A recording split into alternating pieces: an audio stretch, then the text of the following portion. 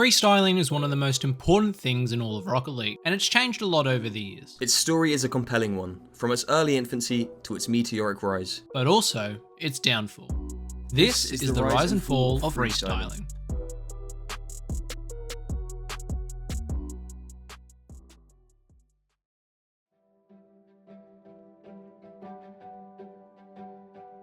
It's 2011, and on a tiny indie PlayStation game called Sart BC, players are starting to test the limits of physics. Pioneered by the likes of Jays and Lachino posting short clips to YouTube, you can see the core fundamentals of what it meant to freestyle, with what many would describe as adding flair to a shot that you would otherwise shoot normally. Before this, air dribbles and flip resets were the most raw form of freestyling, where just a few spins in the air would suffice.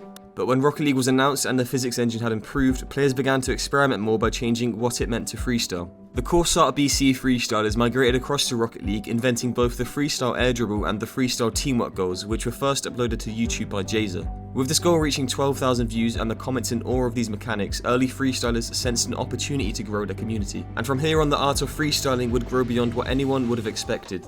These early freestyle passing plays led to the formation of freestyle teams that would become household names in Rocket League, with the most famous of those being Pulse Clan and Nixus. These teams would gain recognition by uploading montages to YouTube, stunning audiences with passing plays that were previously thought impossible. Early montages such as Black and White amassed over 700,000 views, where a freestyler by the name of MK would frequently appear. Meanwhile, a YouTuber called Jazer was blowing up by showcasing his freestyle abilities, leading to himself and MK linking to create one of the most iconic Rocket League series on YouTube, Freestyle Fridays. Lasting 105 episodes, if you were to ask any Rocket League player at the time, they would have known what Freestyle Fridays were. This series helped not only Pulse and Jazer grow, but the freestyling community as a whole. Jazer now sits at over 1 million subs and Pulse Clan at 200,000, something that could not have been achieved without each other. With Jazer and MK together proving that there's a market for freestyling, more and more players were inspired to become a freestyler and play like their favourite YouTubers. 2018 saw what many see as the freestyle equivalent of the Industrial Revolution, the first real change in the freestyling meta. As the mechanical ability of players grew, so did the type of goals freestylers would score. Instead of flailing off the ceiling at random, players would practice specific mechanics for hours at a time, perfecting their trade to showcase to the community. It's fair to say that freestyling had become more of a solo art form. New mechanics and goals were invented seemingly every few weeks, as the craze of freestyling had more players experimenting than ever. Names like Gainer and Hoods brought a new wave of innovation, demonstrating incredible new mechanics like ceiling shuffles and quad resets. And at this time, nobody really cared about the level of opposition freestylers were scoring on.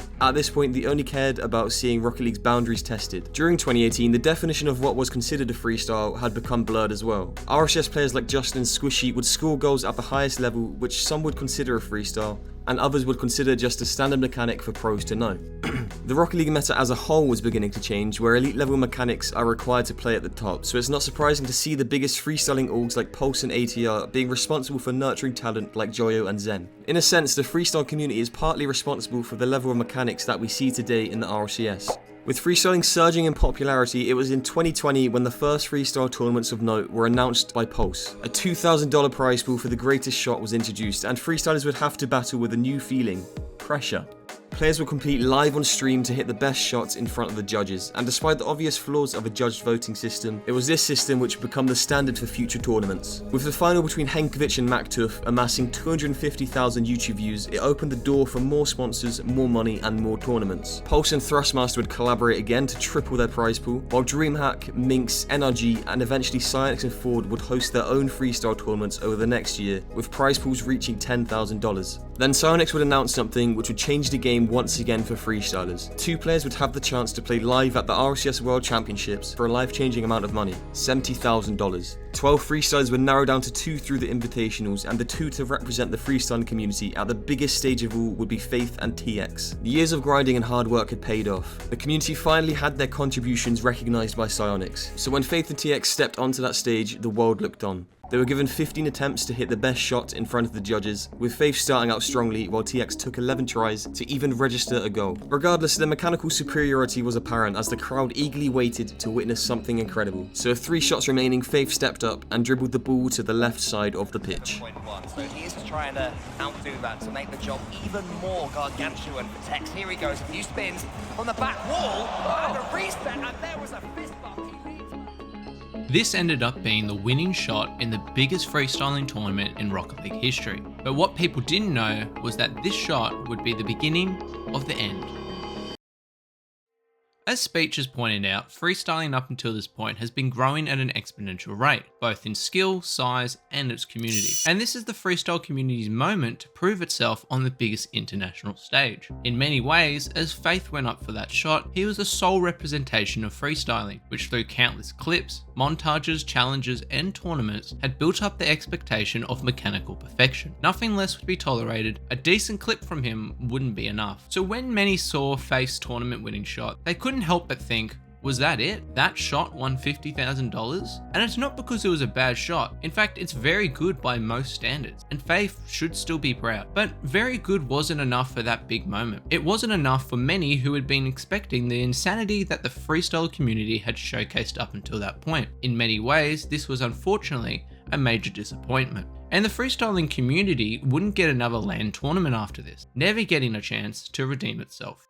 Ultimately, this was the turning point in the story of freestyling, something so small that snowballed into a bigger downfall, one that would be set in full swing when a statement from Pulse Clan surfaced in May 2022, announcing that 3 high-profile members of the organisation were leaving. Most notable of these was a content creator and pro OSM, who had formed an integral part of the Pulse Clan administration. As he explained at the time, he left for a variety of reasons, but largely due to tensions over how the org should be run, in particular with leader Pulse MK. Now this is where it gets quite complicated, but for the sake of simplicity, the only important thing is that many of these tensions were, whether true or not, publicly verbalized by many Pulse Clan members on Twitter. From an outside perspective, it's extremely unprofessional for the biggest freestyling organization in Rocket League, one which to many is the face of the entire freestyling scene, to engage in drama like this. And it would be this drama that would come back to bite the freestyling community. This first would be in what's known as the freestyling exodus, where members, particularly content creators such as OSM and Thanovic, would leave due to this drama, and would pursue things outside of freestyling such as content creation or becoming a pro. For many in the wider community, these content creators are a gateway to freestyling, and much of freestyling's popularity can be attributed to these content creators. With them leaving Pulse, casual fans started to switch off from the freestyling scene, and it became less and less popular in the mainstream. This was most apparent in the amount of freestyling tournaments now being run. For example, in 2022, we had the Freestyle Invitational run by Ford, as well as the BMW Freestyle Tournament, whereas in 2023, only one tournament, yes, you heard that right, one tournament was hosted by Psyonix in the entire year. And for many freestylers, this was extremely frustrating. 2 sources of major competition were slowly drying up, and it felt like freestyling was being pushed to the side. But it would be in late October 2022 when everything would come to a head. Many freestylers logged on to find themselves banned for unsportsmanlike conduct. Freestylers looked through Psyonix's official code and conduct, but could find nothing for why they actually got banned. Many took to Twitter asking for an answer, and on October 8th, 2022,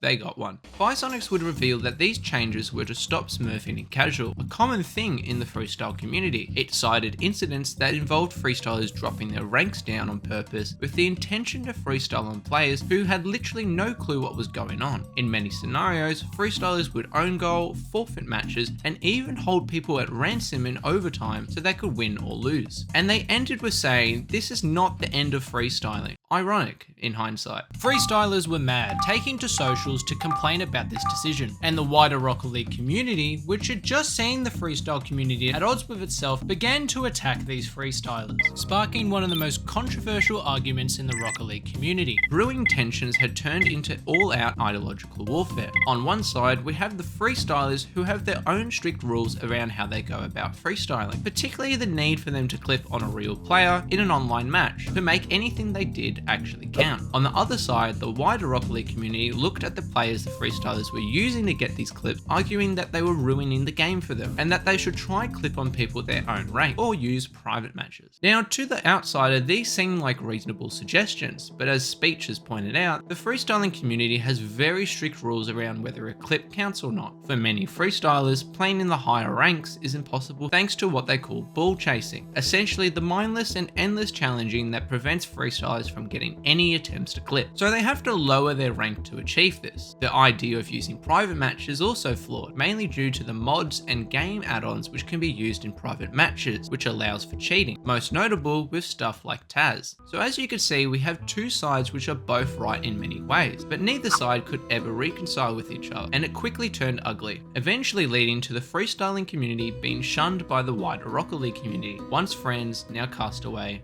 forever. Freestyling has gone from one of the most exciting and biggest things in Rocket League to now a tainted shadow of its former self. In many ways, it's a real shame because not only is freestyling worse for it, but also the rest of Rocket League. Yes, it's controversial. Yes, it's broken the rules, but in many ways, that's why freestyling is as beautiful as it is. Being able to compete in an improvised and unrestricted fashion is something we, the Rocket League community, can't afford to lose. From both of us, thanks for watching.